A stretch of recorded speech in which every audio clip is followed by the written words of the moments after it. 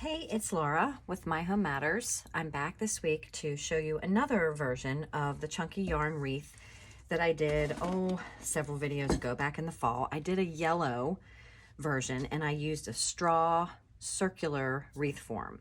The process is pretty much going to be the same, except I'm just using a flat heart-shaped wreath form. You can get these, sometimes you can get them at the Dollar Tree. I have a really hard time finding things that everybody talks about on the Dollar Tree because ours in our area never seem to have them. But you can also get, you can get them on Amazon. You might be able to find them in a regular craft store. But you're basically going to just start at the beginning by tying a simple loop on here just to get started.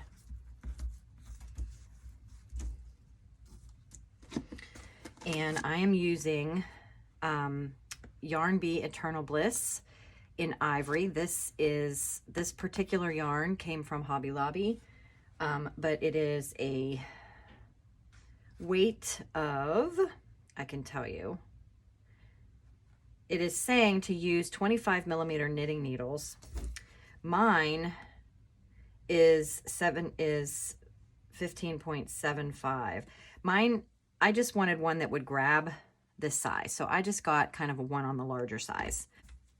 You're always going to be reaching, just like in the first video, you're always going to be reaching in and grabbing the yarn from inside. So I'm going to reach in, grab through the center. So here's just the little tail and the tie that I had made. Bring through the center. I'm going to lay the knitting needle down over top of that first loop tie that we made. Come behind it with your yarn and over, and you're going to go back here and pull this part a little bit tight. You're going to take the slack out of it. I'm going to slide this through a little bit, and I'm going to come over top of the needle and pull that loop through. Let me do that again. This is all the same as in the other video. So you're going to reach through the center, put your needle down over top of that first loop. You're going to come behind it and over, kind of hold that there, pull the slack out here from behind, and then you're going to come over again on the hook. Then you're going to pull with the hook underneath of that previous piece, and there's your first little loop. So it's going to form like that pretty braid around the outside of it. And then I'm just going to keep kind of trying to slide it closer together. You got to work around these little hooks that are there. Okay, so every time you're going to reach through from the center, you're going to go behind and over the needle, and you're going to loop that through the previous one. Then you're going to pull the slack out, and you're going to come over and loop it through. Then you're going to pull this through the center, up and behind and over, and loop it through. Pull the slack out and up and over. So it's that same process the whole way around, and it's sort of forming this braid as you go.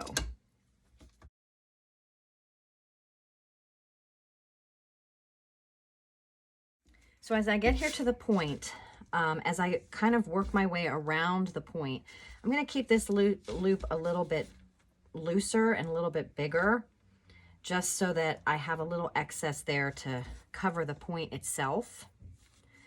But I'm just doing the same thing as I go around, just working my way around, following the curve. So you might have to pull a little tighter in some spots, be a little looser in some spots.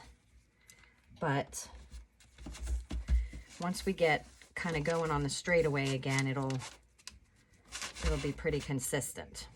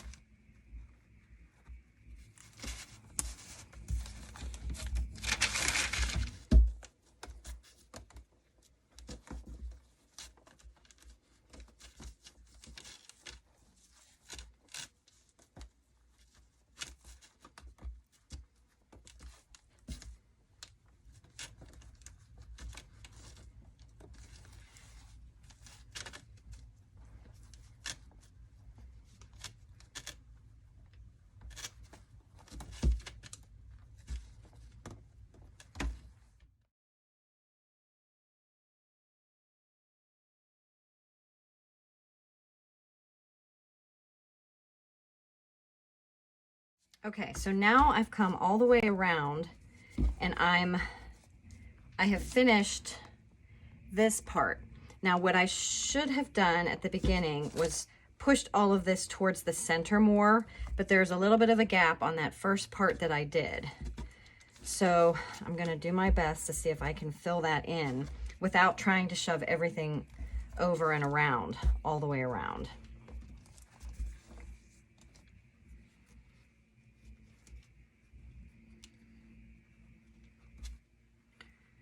Come on. So I'm going to try to get one more in here.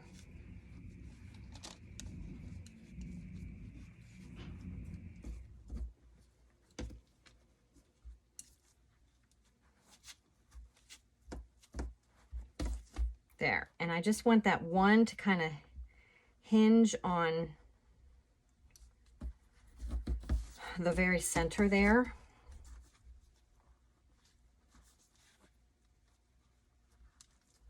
Now, I need to finish this all off. So I need to connect this last loop to this first loop that I had done. And then it'll kind of, so I'm going to pull this a little bit tighter. I'll keep my thing in there. But I need to connect this one to this one. So I'm going to trim this yarn. I'm going to trim it down to about 1 foot, what's left over. And let's see what happens if I pull this around one more time and loop it all the way through.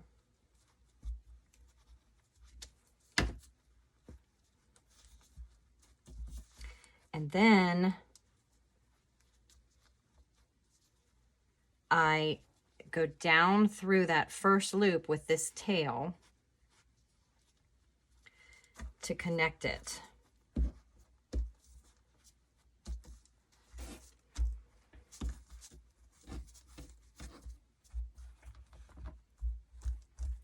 So if I go down through that, then I have these two pieces that I can just kind of loosely tie together and tie in a knot and try to tuck in there.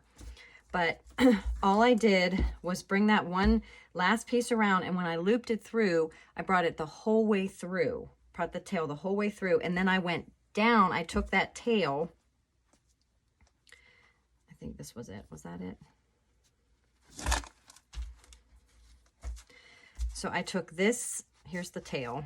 So once I looped it all the way through, I had this extra tail and this gap. These two needed to be connected.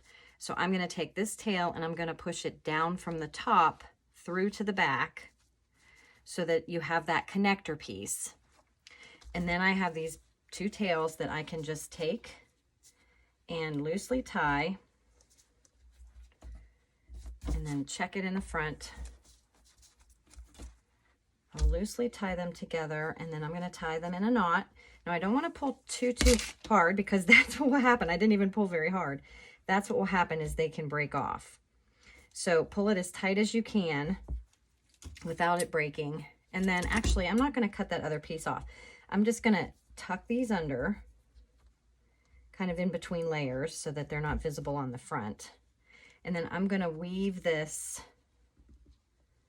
through some of these other layers on this side.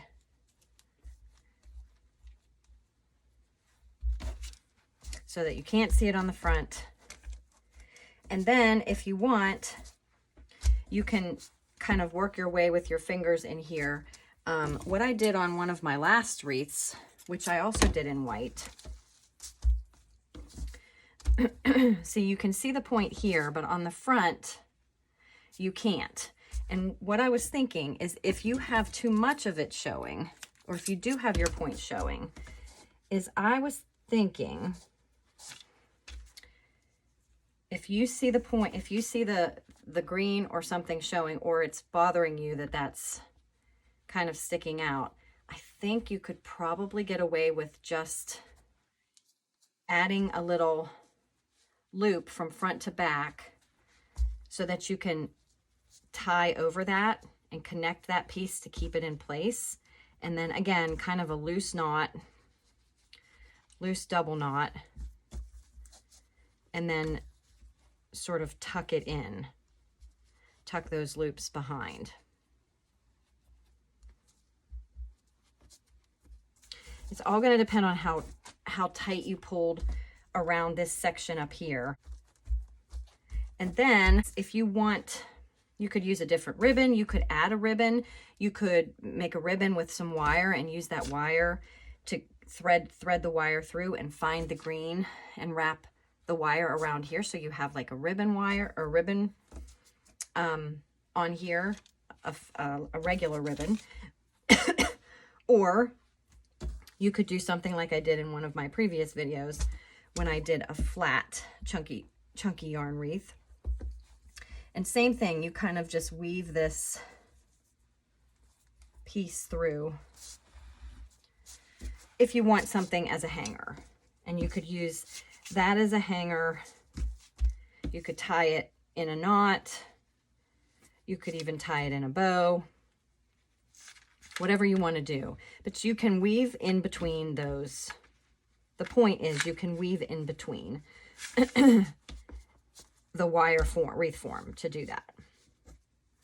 So if you wanted, you could hang it like that.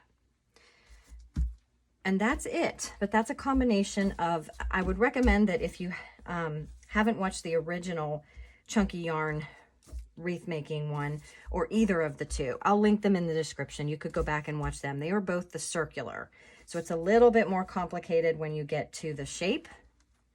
It's not quite as perfect of a braid, but it's still a pretty braid along the side. And this would be really pretty if I didn't have a pink or a red chunky yarn on hand. I just had this white. So I just wanted to show you another option. All right, I hope if you do one, you enjoy, and I hope you'll come back next week to watch another video.